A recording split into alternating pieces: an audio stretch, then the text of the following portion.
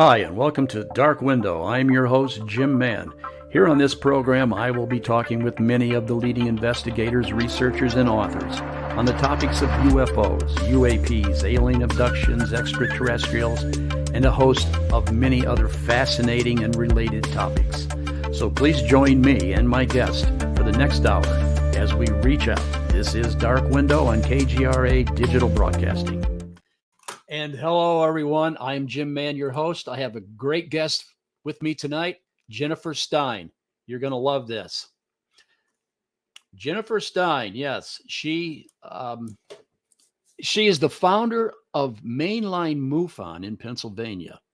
Jennifer also serves as state section director for the Mutual UFO in PA and director of Sedona MUFON here in Arizona.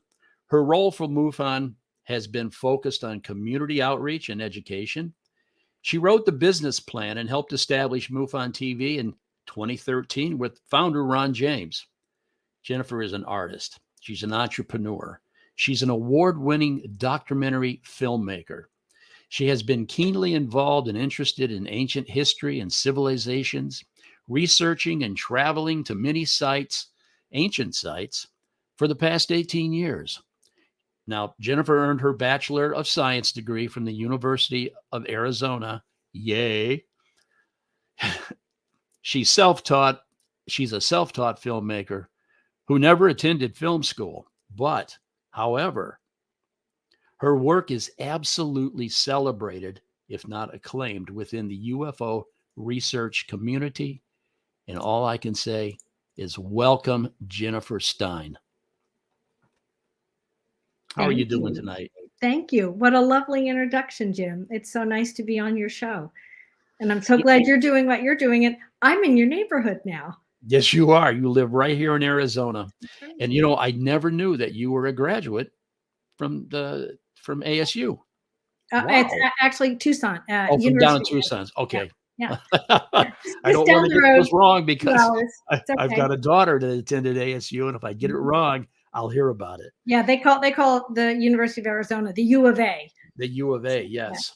So anyway, now Jennifer, you have been involved in a lot of projects.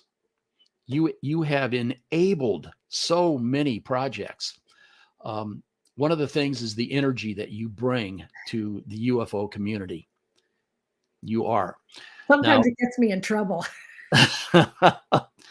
A lot of people ask me about Jennifer Stein, and Jennifer you're known for the Travis movie. Yes. Yes. Yeah, and most well known for that. Yes. But I've done film works with many people like Kathleen Martin and Zachariah Sitchin and several projects with Ron James. And, you know, it goes on and on. It goes on and on. It does. There's so many directions you can go here, you know. And anyway, the new Jennifer Stein, who lives in Arizona, you're talking about Gobekli Tepe.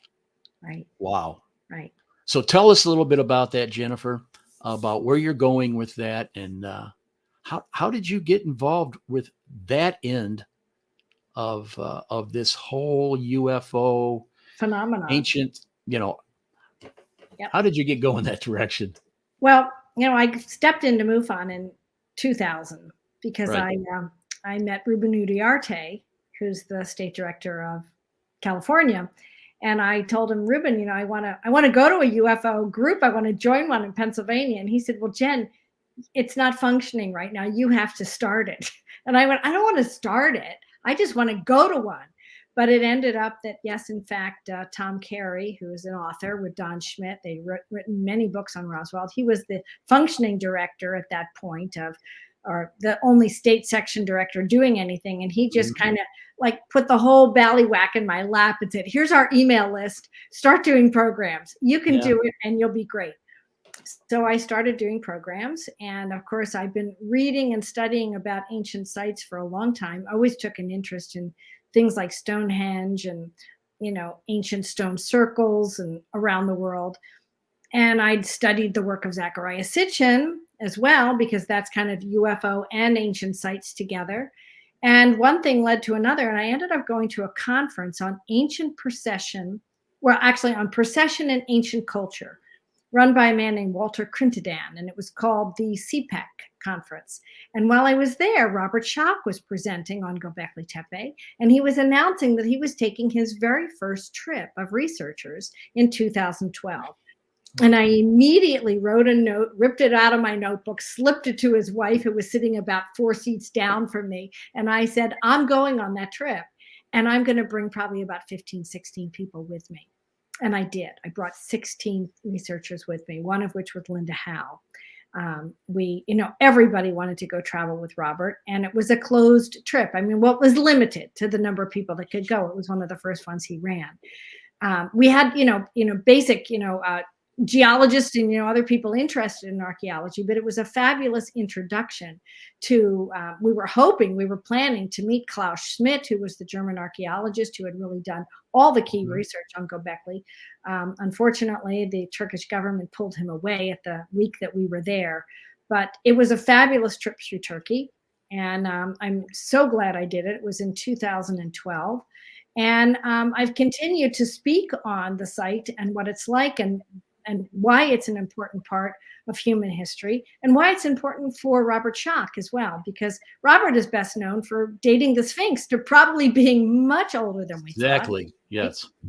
And at the time, he was attacked by the Geological Association of America, saying, no, that can't be true. First, they accepted his work and said, yes, there's water erosion clearly evident on the containment wall around the Sphinx and the Sphinx itself. Obviously, the head is a different size and shape than the rest of the body. We can see it's eroded. That makes sense. And then the Egyptian Egyptologists were going to totally discredit him and the American Geological Society. They were going to start to demand back artifacts from museums all around the world. And it became this big international kerfuffle. And people criticized Robert and said, if it's really 20 or 30,000 years old, the Sphinx, where's the pottery shards? Where's the evidence of ancient society? There were only hunter-gatherers, 20,000 years ago. It couldn't possibly be that old. And then bingo, Gobekli Tepe gets really started. The research and the uncovering of Gobekli started in 95 when all this was happening for Robert. So for Robert Schoch, Gobekli Tepe is a sign that civilization did begin in the earlier time, and it was sophisticated and advanced. And that's what I speak about when I speak. And I'm going to be speaking for Phoenix MUFON on February 11th. Stacy Rice asked me to do a presentation, and I've said, of course, Stacy, with great honor. It would be a great pleasure and a great honor. So I'm going to try to give you a little preview of my talk. Please do. Yes, please do. And feel free to interrupt me too if you'd like. As far as Robert Schoch is how you say that. I am not an archaeologist. I'm not an anthropologist. I don't do any of this kind of work. But what he brings forward in the scientific world, I think makes more sense than anything that I have heard. The fact that the Sphinx is so much older than what we had originally thought, and the erosion on the Sphinx being a water erosion and not wind. And there's two different types of water. There's water erosion and wind erosion, and they're very different. And he goes into explaining that. And as soon as you understand that, as a geologist, basically, you get it right away. And you understand, oh my gosh, no one's ever really thought about that. And it's not water erosion from flooding. A lot of people said, oh, well, the Nile floods, it's flooding. No. Rain is top down. Flooding is side to side, just like, wind erosion. So, well, that's great. Well, okay. So show us what you got, Jennifer. I would love to. I'm going to pop in some slides, which please do. Yes. Are, good visuals for people to be able to appreciate what I'm talking about. Yes. And just to give them a basic, inside, perspective. So where Gobekli Tepe sits, in the upper corner here, you can see the red diagram. That's the whole map of Turkey. And then the little square box is what we're looking at as a blow up. So Gobekli, you can see, is listed here. And it's only about 16 miles from the Syrian border. You can also see the town of Urfa, which is right nearby. And on either side of the word Gobekli, you can see rivers and, water coming in. So it's right between the Tigris and the Euphrates rivers. So it's right at the heart of civilization, what we call the Fertile Crescent. It's basically right there. Interestingly, also, it's right near the town of Haran. This is a picture taken from the 1960s of the famous city of Haran, which is where Abraham grew up.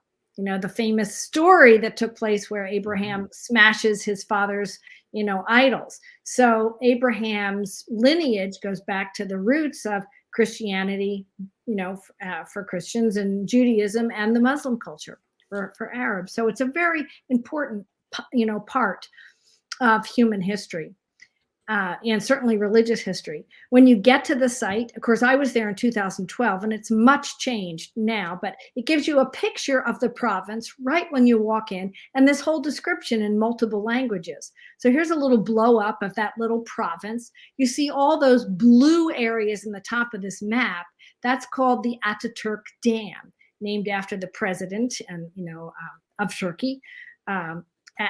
Mr. Ataturk. And Sanliurfa, which you can clearly see there, is the nearest town to Gobekli Tepe. So the site was actually, this is an aerial picture taken from a magazine. That's why it's got a line through the middle. It's actually a grape, a grape yard, or where grapevines are grown for wine. And the man who owns it was growing wine and kept running into the stones. So eventually, when it became known that it wasn't a suspected and important archaeological site, then the archaeological dig began, which you can see here from the air. This is another picture of it. Basically, it's the same picture, just in slightly different color variation. So this is the guy who owns the property. He's the vineyard maker. And we did a special prayer there early in the morning. One morning we went to the site at sunrise. Okay. It was really nice to meet him. He spoke English. He walked around constantly with a book showing you all the pictures of all the different film crews that had been there. This is just a picture of me in front of the archaeological site. When I was there, there was just this wooden walkway around the site. Here's another quick picture of me in the site.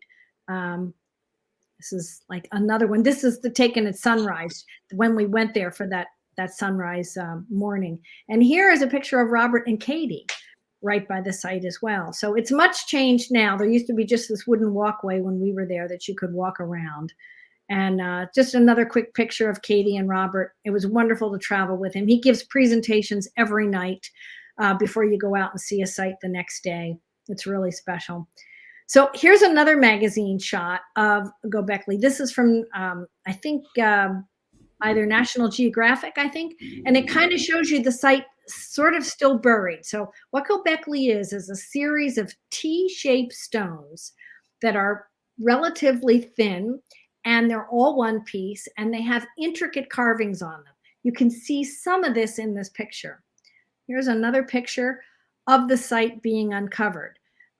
This is an enclosure known as Enclosure D. So it's a circle of standing stones with two taller standing stones in the middle, which have carvings and etchings on them.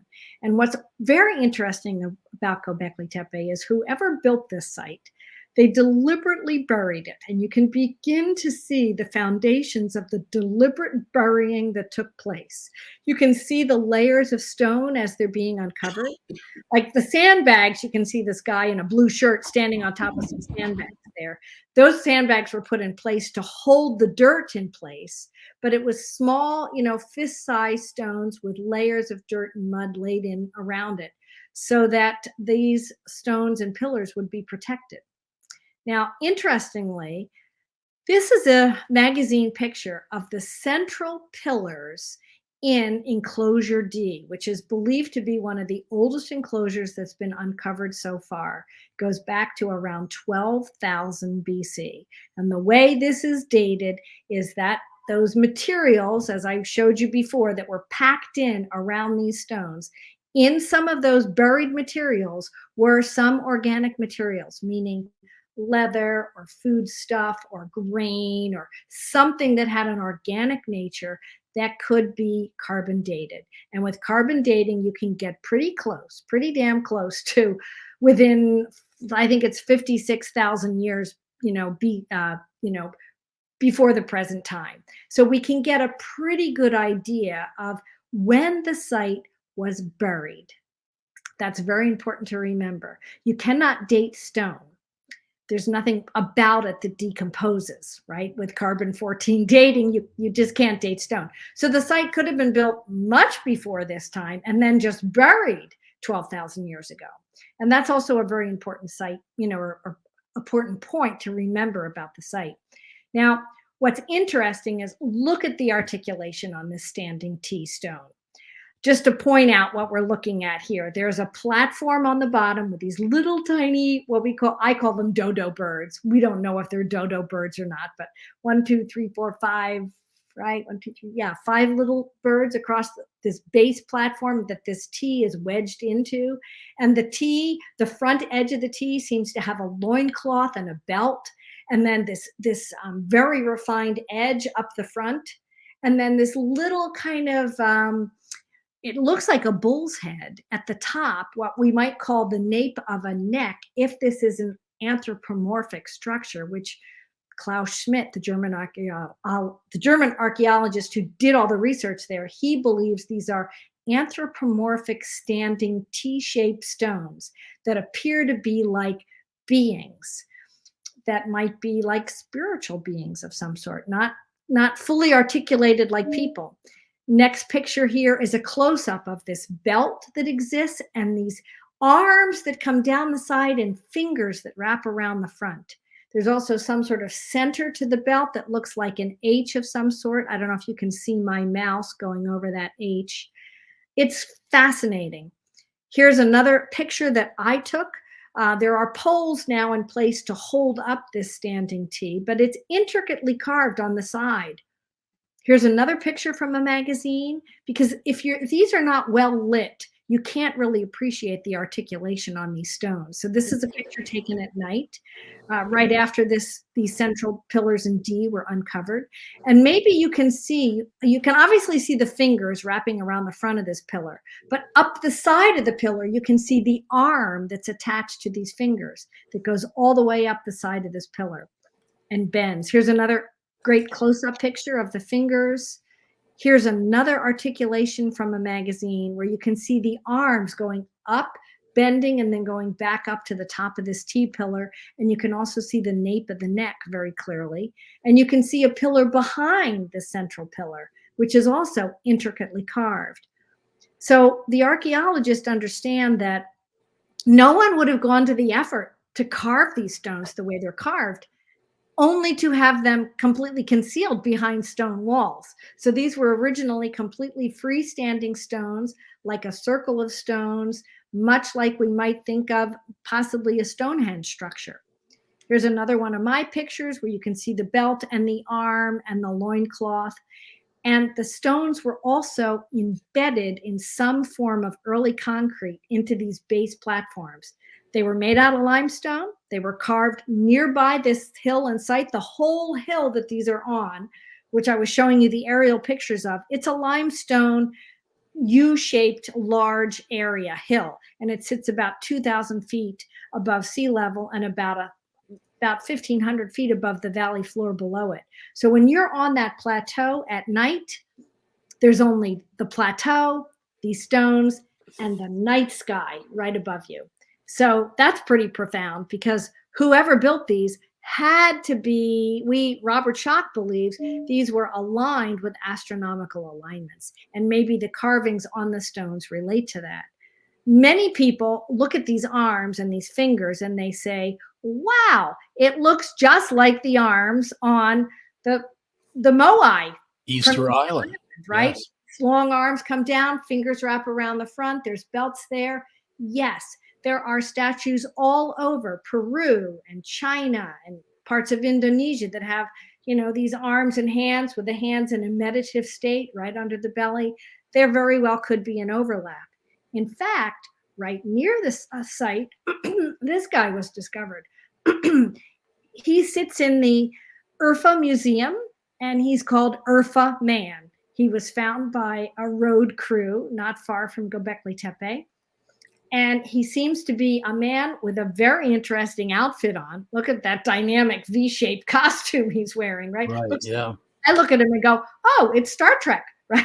I He was looks about to like say somebody that. from Star Trek, right? And it appears that he's actually holding his phallus. It's not quite obvious here looking in this picture. Here's another picture from him front on, but you can almost see what looks like possibly testicles and a phallus figure that he's holding on to. So is this significant? We don't really know. This is Katie taking a picture of Robert in front of him. It's quite fascinating. Jennifer, Yeah. does anyone know how old that statue is? No.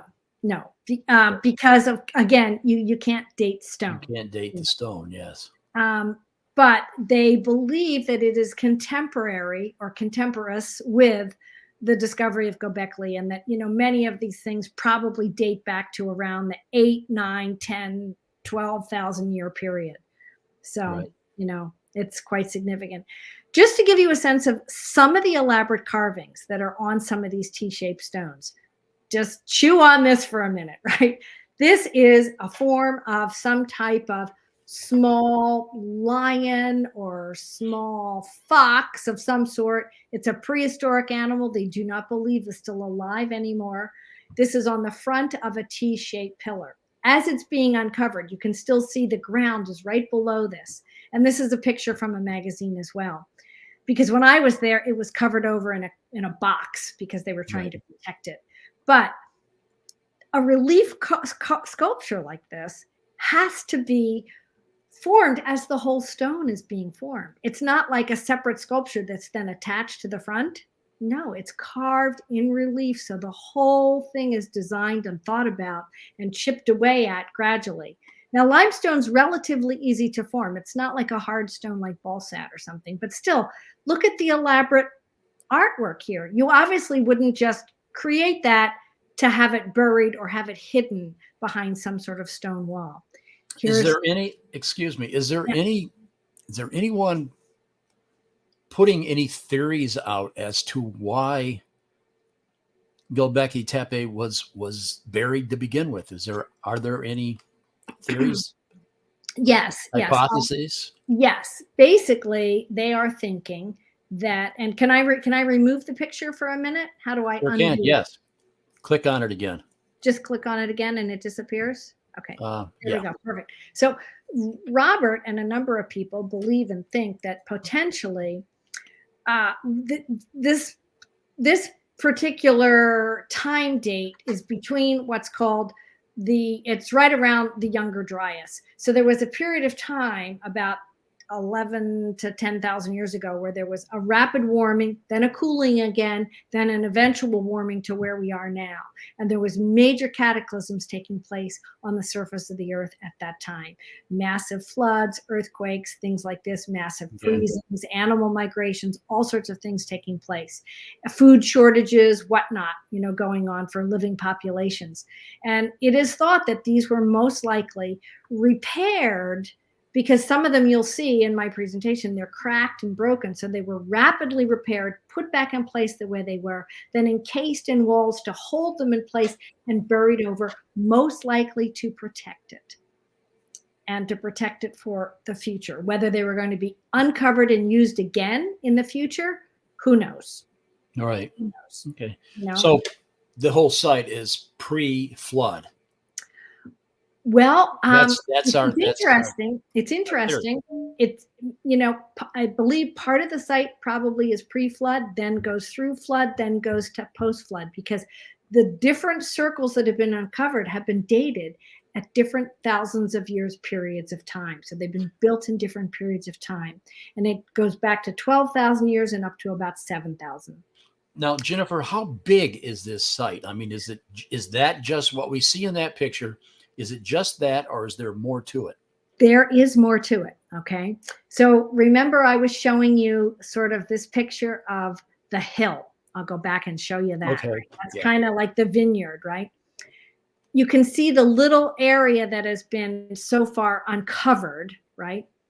only 6 circles of a total of, I think, 20 are lying in the ground. So 6 have been uncovered, 14 more have been determined that lie still underneath the ground uncovered. So the site is massive. So It's massive. do they have plans to excavate the entire hill? I don't think there's current funding in Turkey to make that happen. And from what I understand, this is now roofed over and it's just become an archaeological visiting tourist site. I don't think ongoing excavations are still happening, but honestly, I am not sure of that. I haven't been back to Turkey myself. So, but it's really, really quite fascinating. I hope that they do, because when we excavate things like this, we learn things about our past and we begin to put missing pieces of the puzzle together. And many people believe this is what we have to do. There's a wonderful new program now on, I think with the Travel Channel or the History Channel. It's called Apocalypse something by Graham Hancock. Okay.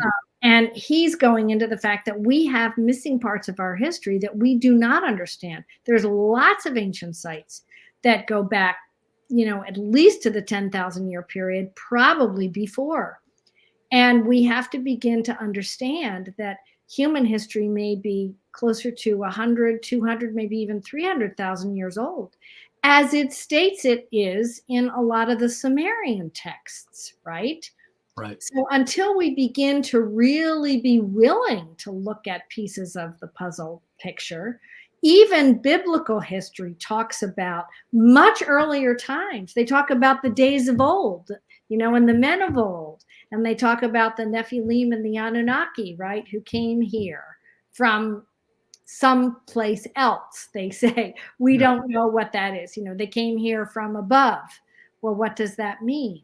So there are, many people can look at Genesis, the whole biblical story of Genesis, as a beginning of the exploration and human development on this planet. And really, it may be sharing pieces of history that possibly came here from another planet by beings that came here. Maybe they were much like us, but with the cataclysms and the wars and the burying. I mean, each time there is a war, the history of that war is written by the victor. So a lot of times, the history of the previous culture who was here is lost. Now, is there anyone in the archaeological community that is debating the age of Gobekli Tepe? Well, they wouldn't dare go after Klaus Schmidt and the German archaeological system. Yeah. American archaeologists have been rather arrogant, and they've gone after, say, South American and Chinese archaeologists when they come up with dates that are 20, 30, and 40,000 years old, and they say, oh, your equipment is wrong, or your process is wrong, or can't possibly be that old. And we had a tendency to do that around the world prior to Klaus Schmidt putting his stamp of approval on this dating. Right. And it was dated multiple times in multiple university settings in order to verify the dates, because it was so groundbreaking. And the other thing that really brought Gobekli Tepe to the forefront is the thinking around the beginning of civilization. This period of time is considered to be Neolithic. That means that it's pre-writing, pre-pottery, pre-agriculture, pre-domestication of animals, pre-organized civilized societies. Hunter-gatherer. Right. We were hunter-gatherers, right? We lived in bands and in caves and, So the idea now is being floated by many archaeologists, including Klaus Schmidt, and he's the one who started this. He said, maybe the civilizing concept behind humanity civilizing was the idea that we needed to build temples or build structures like this, build monuments possibly to the stars, build, monuments that aligned with astrological movements. And actually, Robert Schoch has taken this theory and then just added to it very nicely, which is what I love about real scientists doing real scientific work. Klaus figured out that probably Circle D aligned with, what's known as the belt of Orion or the Orion constellations, and also Taurus. They're all kind of in the night sky in the same place, and the two central T's seem to face Orion. But then as you go later in time, the other circles which had been uncovered seem to reorient due to precession the two central T pillars so that they realign to Orion and Taurus, right? Right. Or Yeah. Orion and Taurus. So there seems to be possibly the reason why maybe they buried these is they had to realign due to precession every 1,000 years. Exactly. Because they were no longer. Was that you were talking, or you were mentioning the series that Graham Hancock did? Yes. Was that Ancient Apocalypse on Netflix? Yes, Ancient Apocalypse. That's it. I remember the name Apocalypse, but I couldn't remember the word ancient. Yes, it's an excellent series. And he visits many sites, including Gobekli. And, I think it's an excellent series. The only thing I would say is that Graham doesn't really credit the people that he also borrows research from. And he stands on the shoulders of many archaeologists and researchers who have brought these sites to the public and done 30, 40, 50 years of research in their own locales. And then Graham will come in and just, interview them and then interpret his own interpretation of what he thinks the site could possibly mean. But it's still a very good series. Yeah. But Graham's not the only person asking deep questions. I mean, my gosh, there's, Robert Bouval and Robert Schoch and Zachariah Sitchin and, the list goes on and on and on. The author of Chariots of the Gods, right? Right. Blanking on his name at the moment. These are uncomfortable questions for the established archaeological community. Yes, that we need to rewrite the history of us. Yes. Yes. We've only got part of the story here. So what else do you have here? Now, I see you've got a lot of pictures. I do have a couple more pictures. I'll run through some of these. This is a magazine shot.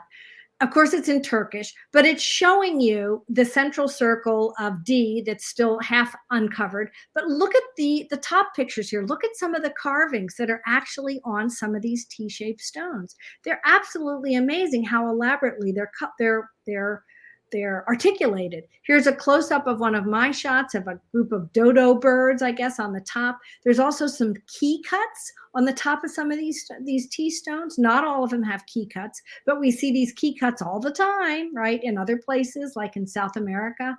Also on the base platform, there looks like what looks like you would use maybe a pestilum in to grind some herbs or something like that. Here's another picture of like what looks like a hyena to me, living in the Southwest. Maybe it's something else. A round hole carved in the side. Here's another picture of that same image. Just the base platform with all these little birds on it. Dodo birds. The dodo birds. Here's one of my pictures. This is what the site looked like while we were there. It was still in the process of being uncovered. And actually not all of it has been yet, but you can see how deliberately these stone walls were put in place. You can tell these were put in place by hand, by people burying them by hand. And you can see some of the boxes put in place to cover and protect some of these because they were totally exposed to the sun and the elements. Here's another central T shape and circular enclosure. This is circle C. You can see in the background of the central pillar, one that's stuck in a wall and it's not even fully uncovered yet. You can see how they built the stone walls to kind of upright and hold these things in place. Here's another central T pillar that's different. See how much thicker it is? It's wider at the base. This is another big debate, was it easier to put, circle stones like this in place later? Why was it so wide as compared to the ones that are older? Did they get smarter? Jennifer, these animals that we see carved into these stones. That's like a fox. Have we positively identified these, or are these sort of exotic animals that we cannot identify?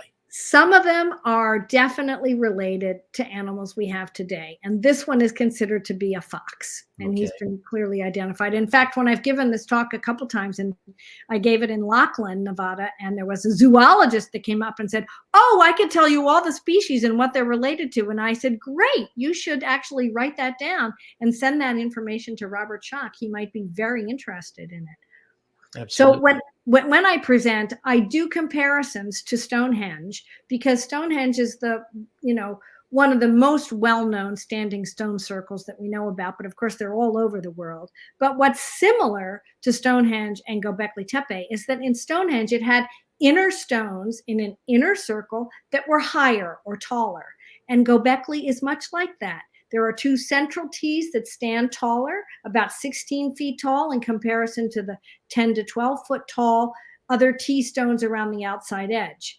But of course, at Stonehenge, these were all separate pieces that were linked together by top or capstones. That's not the case in Gobekli.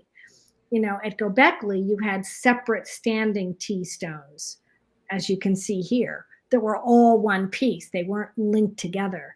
So there is some differences. And many people, this is a graphic image that shows you of the stones that are uncovered, you can see, but then you can see the other circles in the back that kind of curve around this U-shaped crescent hill. These have yet to be uncovered, and we found them with ground penetrating radar that reflects back the stone. So I'm not going to go on too much longer, but I'm going to share with you some of the other really unusual figurines that have been dug up at Gobekli Tepe. And this came out of one of the other circles, and it is a very weird looking podium. And this is a composite picture I've put together for you with three sides of the same, say, standing image. Oh, okay. I see what you're saying. So Yes. the first one in the middle is what you see when you look straight onto this image. And then if you look to the right, you're seeing the right side. And if you look to the left, you're seeing the left side. And it almost looks as if this is possibly a woman, standing with her knees bent or squatting, possibly giving birth to a smaller being coming out between her legs. I was about to say that. That's kind of, Weird. yes. It's weird. Her face is missing. Her head is kind of missing. But you see from the side her arms kind of coming down, and she's kind of like maybe holding her own, what might be her own breast or her own chest of some sort. But then you see other hands that seem to be coming down even lower, which don't really make sense. Is that someone else holding on to her? Then it looks like her knees are bent, but her legs almost look kind of animalistic, like her hips are showing, and then her hips kind of go back, and her legs are kind of long. They look like animal legs. Is this an alien being giving birth? I mean, lots of people have had a field day on this sculpture. Right. Nobody really knows what it is. Here's a picture of it standing in the UFO Museum, and that's Linda Howe sitting on the edge of this little platform, and Robert Schoch's wife, Katie Schoch, taking pictures of some of the other sculptures that are found here in this site. Let's see what some of my other pictures are. This is just some other pictures of the T-shaped stones. We saw an opposite side of this column before that again looks like a fox, and you can see how thick and how this is all one solid piece of stone. There's not a capstone on this, but it's made to look like there's a separate stone by the way it's articulately carved, by taking the lower column and indenting it in, so there's a shadow line coming down, right? Right. So whoever's carved these things thought long and hard about doing it. This is not what you would consider a typical, hunter-gatherer society. Some other pictures lit at night from National Geographic. Here's another picture of that fox we saw on the front, well lit at night. This is another base of a T-shape base structure that holds a T standing stone in it. And the base of it looked like they were doing some kind of ritual in it. It looks like there are snakes coming up to possibly sniff or feed from some sort of trough that's put in there at the base of it. Was that for the burning of incense or the prepping of some kind of ayahuasca ceremony or something. We have no idea. But somebody did a lot of articulation to carve. And are those lizards or are they snakes? We don't know. Well, let me say, this says a 16 or 11,600-year-old temple. Now, here's a question I have. Okay. Every time one of these Neolithic or these old, huge, megalithic spots are uncovered, every time these things are uncovered and these huge stones or these buildings, we always say they're a temple. If I use the word temple. If I didn't know better, I would say the only thing people built 11 and 12,000 years ago were temples and churches. Didn't they build any other structures that were used for other purposes? Marketplace or gathering. It's always a temple. Well, there's an area not far from Gobekli Tepe known as Catahoulioque. And at Catahoulioque, they have found underground structures or structures that were literally dug underground where people lived. And why were they living underground? Also in Cappadocia, not too far away, less than 100 miles away from Gobekli Tepe, there are additionally, limestone pillars that people carved in and lived within. So this is quite interesting because Robert Schoch has a theory that there was a period of time in our history where it was not safe to live on the surface due to massive coronal outbursts that went sort of in waves. It would be intense for periods of time, then it would die back and people could come out, or people could come out at night, right? But then during the day, it was way too hot, or the waves were much too intense. People couldn't survive the radiation unless they were protected.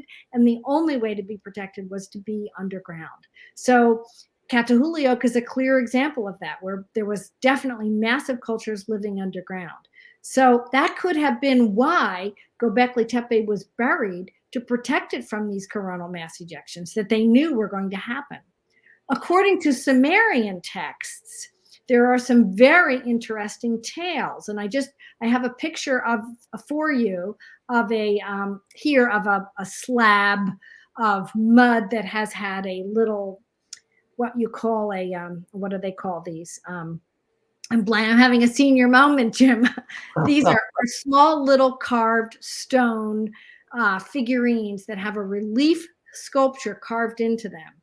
And they are rolled into wet clay. Rolled into that wet clay, yeah. These were used as pictorial images or seals during the Sumerian culture. And most people who had a position of power, if they were an attorney or they were a priest or they were a mason or they were, they worked in farms, or they had some type of special skill, they were a priest, they would have a unique icon for themselves that was carved in stone like this. So these are called cylinder seals. Thank you. Here now it comes to me. Obviously they're cylinders, and they're also seals when you roll them. And these would be used to seal documents.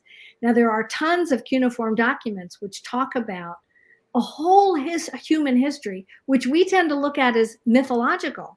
We don't accept it as real because it predates the time we have known.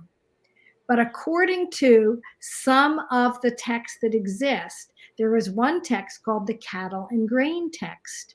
And interestingly enough, I bring this to the attention of my audience when I speak. We can trace our cereal grains that we use today as being cultivated and grown in this area of Turkey. So the same like wheat and barley and millet and things like that we grow today, we can find first were cultivated in this area. And an ancient cattle and grain texts talk about an area in this region of the world between the Tigris and the Euphrates rivers, what's considered the top of the Fertile Crescent, or the Garden of Eden, right, from the Bible. Right.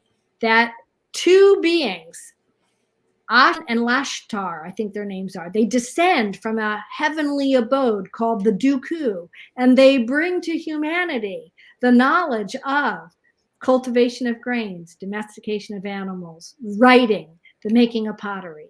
They bring civilizing characteristics to human culture. and we trace the beginning of our grains. Like we can date when grains began. There's a genetic lineage to them, and we can date them like we can ourselves. And the dating of grain goes back 12,000 years to this area of the world. You know, a lot of this comes together when you give this some thought, when you give anything some thought as to where it started. Where did farming start? Where did the grain, eating of grains, where did cultivating fields and things And like of course, grains can be fermented into wine. Exactly. So And that's huge.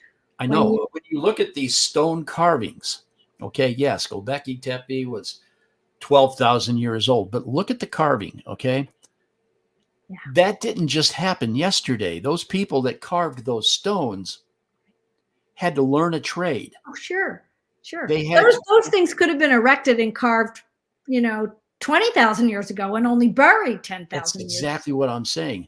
Exactly. Whoever it was that had the skill and the knowledge and the trade to carve into stone like that, it wasn't something that they had just learned. It was something that was passed on to them, just like anything else in this world. Some people thought that this whole hill at Gobekli was a school. And, people built something, and then they buried it and built the next one. And it was a training ground. Well, some people thought a training ground for Masons. Yeah. But this has been an interesting conversation. It's absolutely fascinating. And I love jumping down rabbit holes like this because it makes us a little more humble, right? About our lives in the current world we live in. Exactly. When there's so much desire to, destroy or change the history or the past. And yet we can learn so much about our human culture and our earth by just being curious enough to explore it and figure out what it means and be willing to put pieces of the puzzle together from other cultures that could match up. Right. And of course, there's more and more pieces of Gobekli which continue to overlap into other civilizations and cultures around the world. Not only all these Buddhas and figurines and sculptures, from Tiahuanaco to Easter Island to, all over the Far East as well, they exist. But other pieces of history, like having an astronomical alignment to some sort of, astrological perspective that changes with precession over time. Right. That's a clue, and we must begin to appreciate and look at that. So, I encourage more people to take the journey, take the deep dive, because it's so fascinating and so interesting. And so, Jennifer, this was fascinating conversation. Where do you go from here? Now you're going to give a talk, Phoenix MUFON. Right. I'm also speaking at the McMinnville conference this year, which is in Oregon. McMinnville. I'll be speaking on crop circles up there and the geologic research I've done into that, which kind of overlaps a little bit into earthquake theory and underground aqueducts and new understandings about the nature of water and how it holds and stores electromagnetic charge, and how reactive electromagnetic charge is, and how that could possibly be relating to what's going on inside the formations of crop circles, and whether it ties in with consciousness or not. So I take a deep dive on that as well. Good. I'm also speaking on a cruise coming up in... Oh, are you really? Okay. Yes, I've been asked to speak on a cruise that leaves out of San Pedro, and it's with a Royal Caribbean, and the name of the archaeological group that's going on this is called Hidden Secrets. So there's a lot of great speakers on there. Adam Apollo will be there, Scott Walters, a couple of other friends, Bob Terrio, who's been a co-producer with me. He'll be on that cruise, sharing some research we've been doing on ancient artifacts that have come out of Mexico, which are quite fascinating. So that should be great. And I think that's all I know about right now, but like every 4 months or so, I get asked to speak somewhere. So it's quite interesting. I'm very happy to share what I know, and I'm happy to do other shows and help other researchers in any way I can. Well, I really appreciate you coming on my program, Dark Window. Are you going to do any more research on Gobekli Tepe? Are you Well, I actually constantly do, and I get fed new information. In fact, a whole new site's been discovered nearby and uncovered. Actually, it's been uncovered since '96. It's called Karahan. I think it's called Karahan, and Really? it's got interesting human figurines. It's got statues inside of it, and circles and pillars, and there's more actual snakes and things like that that come in. It's kind of even more dramatic, I think, than Gobekli Tepe. So there's a whole lot more that's being uncovered constantly. Even though they're not doing work right now at Gobekli, there are other sites that are being uncovered. And I So think that's going to shed more light. one last question. Yeah. Gobekli Tepe, what does that actually mean? Oh, well, Gobekli sort of means pot belly, and Tepe means hill. So the hill looks like a big pot belly. Okay. So that's why they named it Gobekli. It's hard to say in English, but It's, but once you get it under your tongue, it's fine. I hear people like stumble on it, like so yeah, right. So are they what still is it digging? called? Are they still digging and unearthing In this same yes, site? in other sites nearby. And I think there might be starting to do the adjacent side of the hill, but what has been uncovered now is now roofed over. So those aerial shots I showed you, you can't get them anymore. The whole thing is encased over a dome. Okay. And it's protected with armed guards. And I'm not quite sure how much ongoing, uncovering is happening, but I know they've just built a whole new museum. They've expanded the existing museum that's in San Lerfa by 10 times, and they've created recreations of what Gobekli Tepe looks like, or what they think it all looks like. So much has changed since I've been there. Well, thank you for this very enlightening presentation. And this is just a sort of a preview of what you're going to deliver at Phoenix MUFON. Right. So thank you again. And we're up out of time. And so on behalf of Jennifer Stein, myself, and Patricia Wilkinson, thank you for joining us, and come see us again next week where we have another guest. But thank you, Jennifer, and good night. Good night.